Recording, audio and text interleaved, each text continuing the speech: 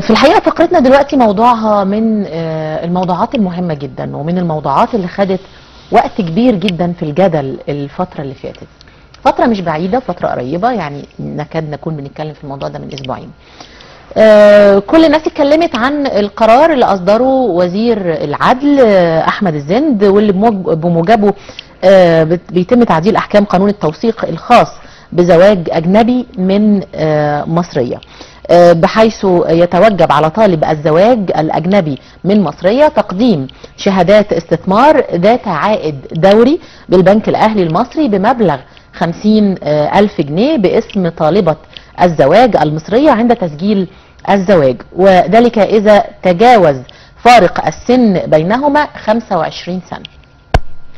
الناس ما كانتش فاهمة الكلام ده يعني ايه، يعني وفي ناس لحد دلوقتي برضو مش فاهمة الكلام ده يعني ايه. يعني ايه لو هو اكبر منها باكتر من 25 سنة يحط لها 50,000 جنيه في البنك شهادات استثمار، ولو الجوازة ما تمتش الفلوس دي تبقى من حقها ولا مش من حقها؟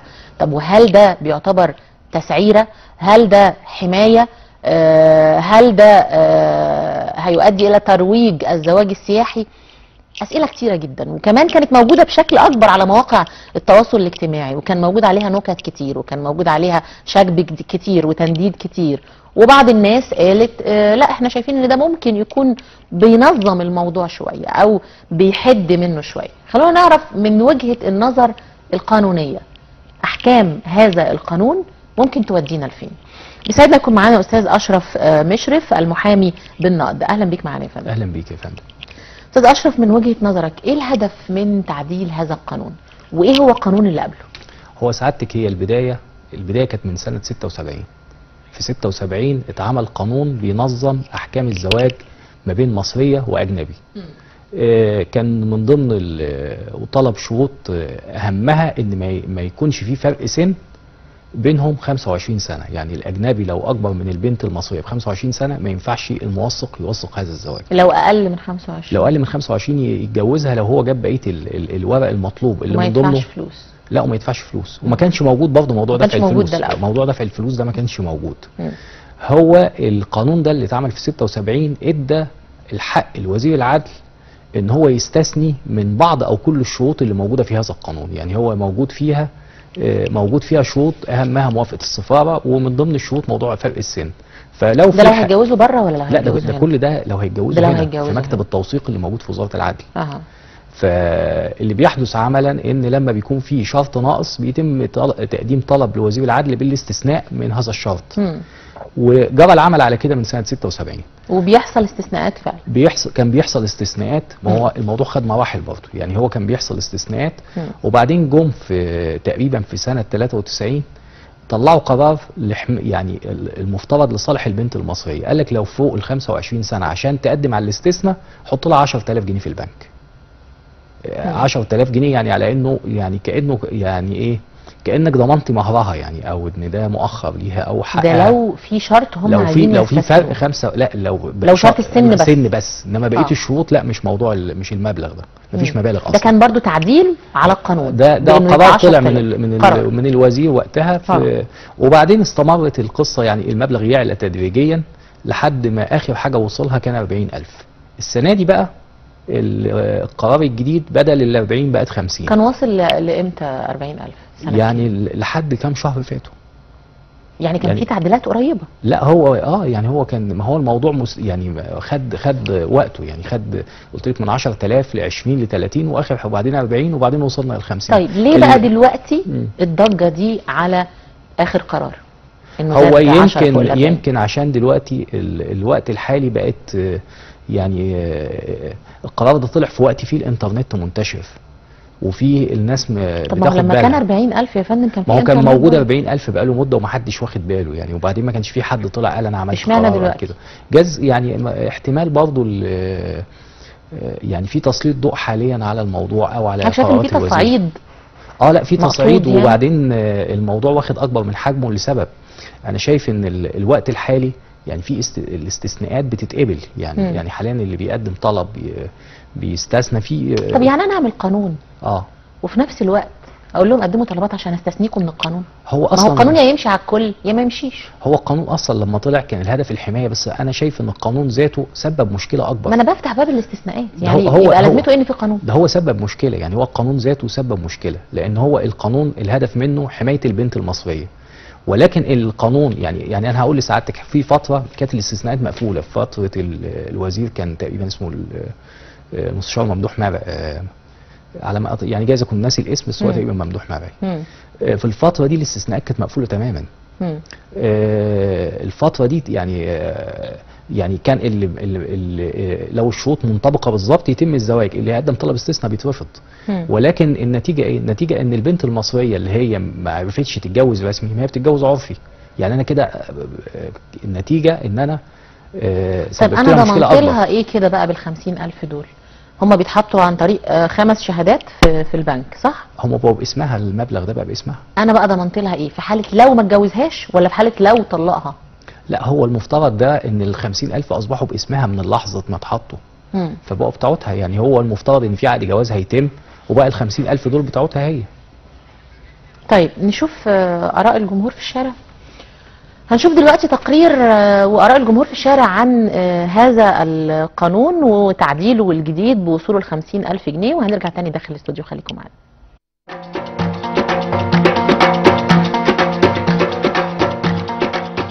زواج، واعتقد هذه الظاهرة في مصر بس، مش في اي دولة في الدول العربية او العالم كله. فالحد منها هي شيء واحد بس، هو لابد ان يحدد اسم سن الزوج، سن الزوج 28 سنة 29 سنة، واخد بالك سيادتك؟ ما يبقاش اكتر من كده بقى، ما يبقاش 50 70، لا، لان دايما اللي بيتجوزوا هنا في السن ده بيشتروا الناس بفلوسهم، لكن اللي هيتجوز مصرية ويكون غير مصري يكون سنه 28 27 سنة، فبالتالي هيتم القضاء على هذه الظاهرة. هو المفروض ان هو حرام والشيوخ محرماه، البلد بقى دورها انها اللي يمسكوه حاجه زي كده، اي خريج عامل حد من بره البلد يتمسك في حاجه زي كده يتحاسب، ونحاسب برضو البنات اللي هي موجوده وازاي ترخص نفسها لكده. يعني انت المفروض انت بنت تحافظي على نفسك، هتتجوزي تكملي. نحد من الجواز ده، نسهل الجواز للمصريين بكل ادب وكل احترام، لان اللي هو عايز يتجوز عايز يبني بيت وعايز شقه، تسهيل او تيسير، يسروا ولا تعسروا، بشروا ولا تنفروا، اعمل الخير. بنتك عايز تسترها وجالها واحد كويس ملائم، مع السلامه، عشان خاطر تكون اسره كويسه محترمه، مش تجوزها لي جواز المسيار وجواز المش عارف ايه وجواز ايه. هو الجواز ده مشكلته الاساسيه الفقر والجهل. انت لو عالجت المشكلتين دول هتحل مش مشكله الجواز ده بس، انت هتحل كل مشاكل بلدك. لان عندك السبب في ان الناس بتقوم بالموضوع ده او بيسيبوا بناتهم للموضوع ده، انهم محتاجين ماديات فقط لا غير، ولانهم مش حاسين هم بيعملوا ايه في البنت، لانهم بيدمروا نفسيه البنت بعد كده. هي دي المشكله الاساسيه. البنات المصريات نفسها ما بتفكرش في الكلام ده، لان الكلام ده بتبقى حاجه نزوه فتره معينه وبتنتهي. هو الراجل اللي بيجي من بره ده بيحاول يعني يعمل حاجه مش مظبوطه بحيث ان هو يستمتع بوقته فقط لا غير، وبعد كده البنت دي هي اللي بتتعب بعد كده مستقبلا، وبتعيش حياتها صعبه جدا بعد كده، ما بتقدرش تعيش حياتها بعد كده.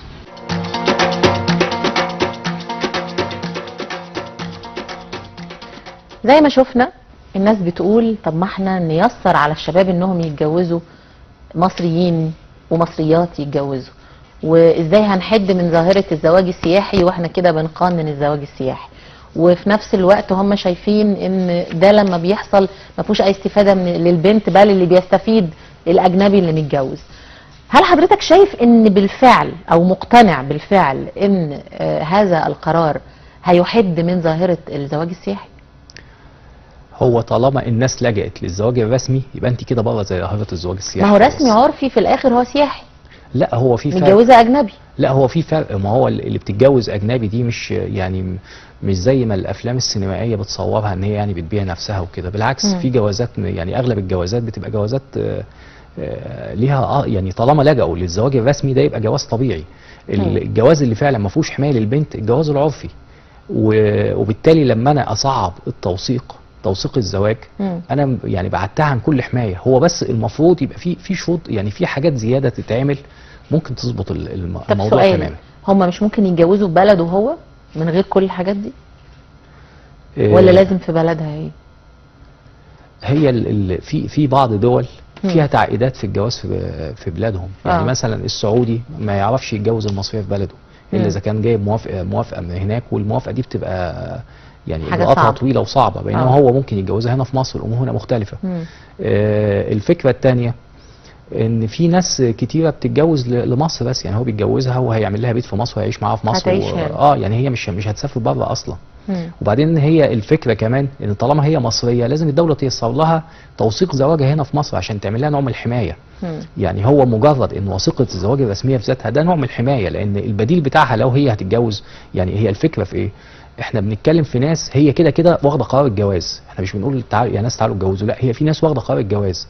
فاذا انا ما وصلتلوش الجواز الرسمي هو بيمشي في الجواز العرفي، بل واغلب الحالات اصلا بتبقى متجوزه عرفي، يعني هو بيبقى متجوزين ومخلفين، يعني ممكن تبقى بياناته غلط وما تعرفلوش طريق بعد كده وما تعرفش تجيبه وما تعرفش تكتب الولاد باسم مين. ما هي المشكله ان هم يعني عاده بتتجوز عرفي، وبتخلي سبب الجواز العرفي ابتداء ان هي ما بتعرفش تتجوز رسمي يعني. طيب هل نقدر نقول ان الفرق بين الجواز الموثق والفرق بين انهم يلجأوا للجواز العرفي ان الجواز الموثق هم بيبقوا سائلين على الراجل ده في سفارته او مخاطبين سفارته، ولا ده ملوش علاقه؟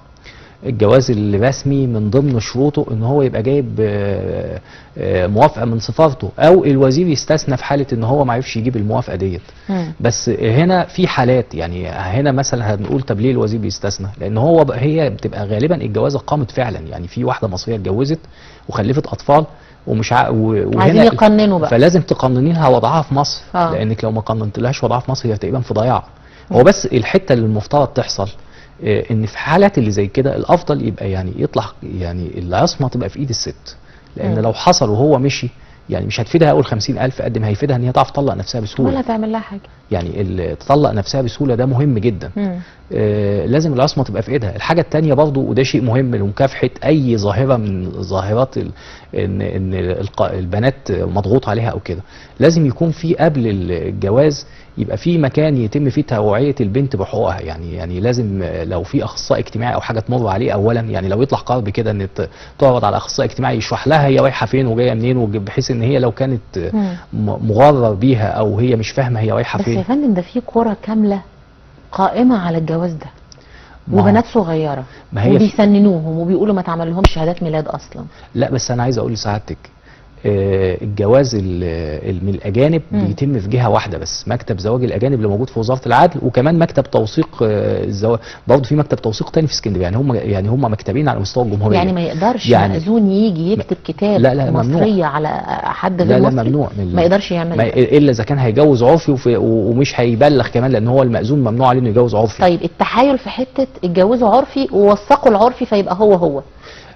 لو هيتجوزوا عرفي وهيوثقوه من خلال مكتب زواج الاجانب اصبح جواز رسمي، هنا متصادق على زواج. ده إيه؟ ما هو ما هي مكتب زواج الاجانب ده تابع للشهر العقاري. يعني هو مكتب من ضمن مكاتب الشهر العقاري، بس موجود بس في وزاره العدل واسكندريه، مكانين فقط لا غير. هم دول المختصين بتوثيق الزواج.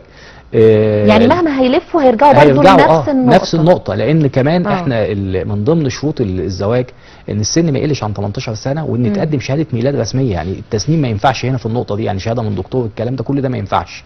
لان مكتب الزواج عايز قسيمه زواج رسميه، قصدي شهاده ميلاد رسميه. فشهاده الميلاد وما تقلش عن 18 سنه. فالتوثيق بكل ما يعني ما سهلنا اجراءاته كل ما ساهمنا في حمايه البنت اكتر.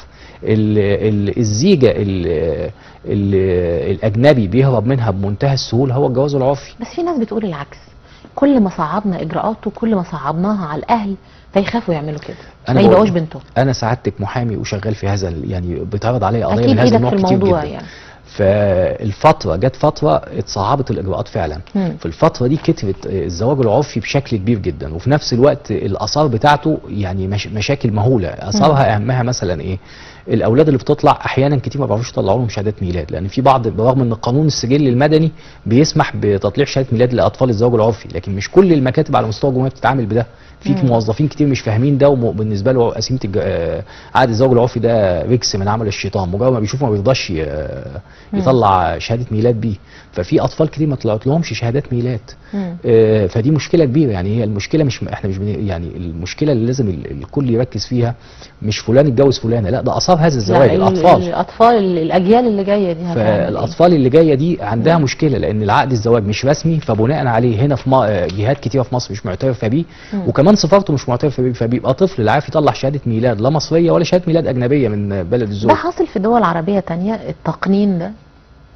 لا هم عندهم تقنينات بشكل تاني، يعني هم بس كل تقنين بيراعي مصلحه البلد. يعني مثلا دول الخليج اغلبها بتمنع زواج مواطنينها من اجانب الا بناء على تصريح معين. ليه؟ لان هو بيعالج ظواهر اجتماعيه عنده. يعني في بعض البلاد مثلا نسبه العنوسه كبيره، فهو عايز يمنع جواز مثلا ابن البلد من بره عشان عنده نسبه عنوسه، يعني هناك ارتفاع مهور عاليه، فمحتاج ان هو يحافظ على المواطنين. يعني. بيحافظ على المواطن، فكل بلد بتحافظ على بحسب وضعها. احنا هنا الفكره ان انت هنا عندك انتشار ثقافه الزواج من اجانب كترت قوي عن الاول، يعني كمان لان زمان يمكن يوم ما طلع القانون ده سنه 76 كان اللي بيتجوزوا اجانب اللي هم بيتجوزوا غالبا من دول الخليج بس، يعني الخليجي بينزل مصر سمسار بيوديه قريه والكلام ده. فيومها طلع قانون كان للحمايه. دلوقتي الوضع اختلف، البنت المصريه بتقعد على النت وبتسافر بره ومش بتعرف اجانب، وما بقاش الاجانب مقصور اللي هو الراجل ابو دشداشه اللي بيجي اللي بنشوفه الافلام القديمه. لا ده الوضع مختلف دلوقتي. ده اجنبي ممكن يبقى دكتور جامعه، ممكن يبقى يعني انا شفت حاله تحديدا ايام ما كانوا قافلين الاستثناءات، واحد دكتور جامعه معاه جنسيه امريكيه من اصل عربي اتجوز بنت هنا في مصر، طبعا فرق السن اكبر من 25 سنه، بعلم اهلها وموافقتهم وكل شيء، وكتب لها فيلا كمان وفلوس وبتاع. وطبعا عشان في فرق سن كان لازم يقدموا طلب استثناء. طلب الاستثناء اترفض، اضطروا يتجوزوا عرفي وخلفوا اولاد ودخلوا في متاهه شهادات الميلاد، وبعديها بفتره طويله على ما يعرفوا يقننوا الزواج ده ويتقلب رسمي. طب يعني انا هنا يعني الحاله دي منها كتير جدا. انا لما بقفل على ده الباب، طب وانا مش ده اللي انا خايف منه على البنت؟ وبعدين طلع يعني انا هنا بعمل مشاكل للناس. اذا حضرتك شايف من الناحيه القانونيه او الوجهه القانونيه ان ده شكل من اشكال الحمايه لفئه معينه؟ ما هي الحمايه لفئه معينه بس عامله ضرر لفئات تانية مش محتاجه الحمايه دي. زي يعني يعني هي ممكن تبقى حمايه للطبقات الفقيره في المجتمع اللي هم ممكن يخشى منهم ان هو هيبيع بنته.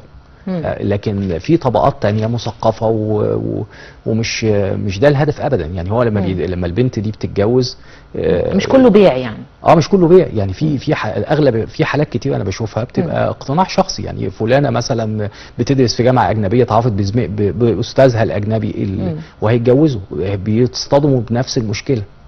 يعني في حالات كتيره، لان برضه الجواز او واحده كانت عايشه فتره في بلد تانية ولما رجعت مصر عايزه تتجوز ما بيتعرفش بقى، بتدخل في نفس المتاهه ونفس الاوضاع.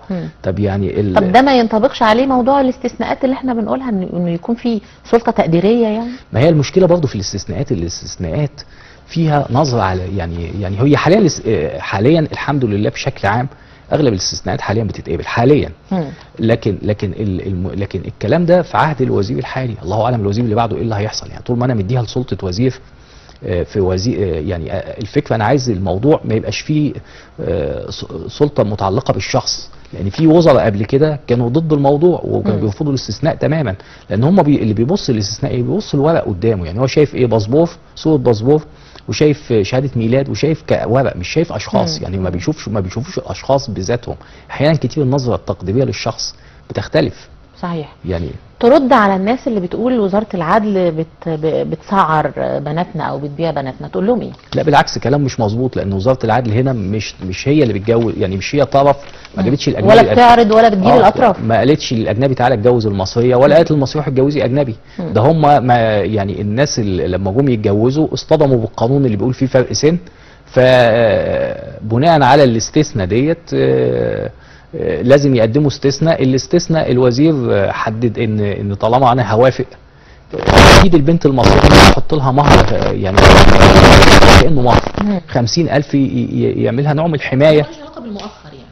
لا وملوش علاقه بالمؤخر، هم ممكن يتفقوا على المؤخر زي ما هم عايزين، يتفقوا على المقدم زي ما هم عايزين، لكن ال 50,000 الفكره ان انا ايه يعني اللي فكر فيها اعتقد يعني كانت فكرته ان ده مبلغ مع البنت ان لو حصل خلاف ما تبقى واخده حقوقها بدايه، يعني لان هو غالبا بشكل عام القوانين هنا في مصر بتتعامل مع البنت المصريه اللي بتتجوز اجنبي زي اللي اتجوزت مصري، يعني الاثنين في حاله الخلاف في المحاكم نفس الاجراءات تقريبا، يعني ما فيش هنا المفترض يبقى في نقطه تمييزيه لصالح البنت اللي بتتجوز اجنبي، لان اللي بتتجوز اجنبي عندها مشاكل كبيره قوي، يعني مثلا تعلنه فين، بتضطر تعلنه دبلوماسي، احيانا حتى بتبقاش عارفه عنوانه بره ايه، حاجات كده الحكم مش هينفذ، في حاجات كتيره، فلازم انا اغير الاجراءات القانونيه لصالحها، لان هي في النهايه مش بتتعامل مع واحد موجود هنا. صحيح. يعني هو مجرد ركب الطياره ومشي خلاص. هل من الممكن ان يزيد هذا المبلغ في الفترات القادمه؟ لو الفكر فضل زي ما هو اكيد هيزيد. لو الفكر فضل زي ما هو، فكر الاصرار على هذا الزواج يعني؟ لا مش على الاصرار على هذا الزواج، يعني طول ما الفكره القانون فضل موجود، والفكره عند وزاره العدل ان انا بحمي البنات بالمبالغ ديت، اكيد كل فتره مع تغير قيمه العمله هيزودوا المبلغ. لكن انا كرأي شخصي الافضل الغاء هذا القانون بدايه، ويتساب كل حد بحريته، اللي عايز يتجوز يتجوز، اللي مش عايز يتجوز. طيب ما ممكن حد دلوقتي يقول لك ما احنا لو لغيناه يبقى بنضيع حق البنت اللي هو ممكن يتجوزها وتاني يوم الصبح يركب الطياره ويمشي. هو انا برضو اللي بقوله ان الجواز ما دام خد شكل رسمي هو ده في ذاته نوع من الحمايه. الحاجه الثانيه الاهم ان لازم البنت يتعمل لها نوع من الدوره التثقيفيه كده قبل الجواز، ولو لمده حتى يوم، يعني مجرد حد يقعد معاها يفهمها الموضوع رايح فين وجاي منين، لان الجواز هنا في مصر بالنسبه للبنات بيتم بوجودها، ما بينفعش حتى بتوكيل، يعني لازم هي تبقى موجوده. زي اخصائي اجتماعي يعني يقعد مع البنت ويشوفها بتتجوز برضاها ولا غصب عنها، الموضوع بيع وشراء ولا الموضوع ارتباط وتكوين اسره او حب، ليه ما بيكونش ده موجود مكتب في وزاره العدل؟ ما هو الفكره ان اي حاجه عشان تتعمل محتاجه قرارات تطلع بيها، مفيش قرار طلع زي ده، مفيش قرار طلع بده. يعني هو لو طلع قرار بده اكيد هيغير الامور.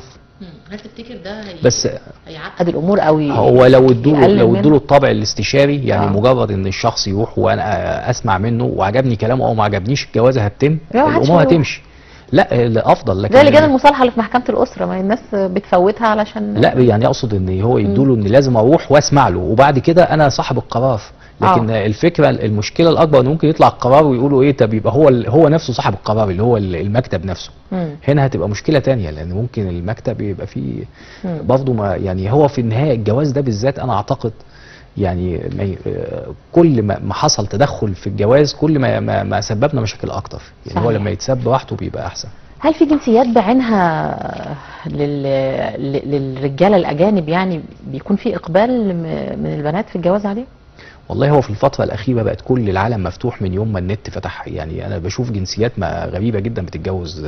ما كانش موجود زمان طبعا، ما كانش فيه غير الدول الخليجية هي اللي بتيجي، لأن هم كانوا السياحة بتاعتهم بيجوا في الصيف فبيتعرفوا على الناس هنا. لكن دلوقتي الأمر اختلف، الدنيا الناس كلها، يعني العالم بقى قرية صغيرة، يعني كل الجنسيات بتتجوز من كل الجنسيات دلوقتي.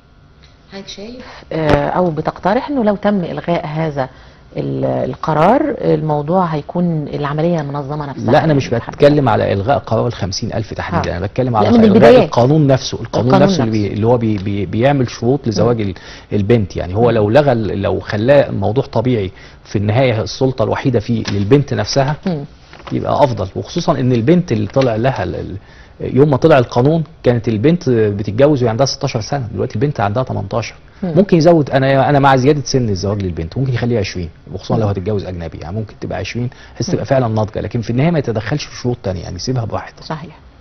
انا بشكرك على وجودك معانا يا استاذ اشرف، شرفتنا.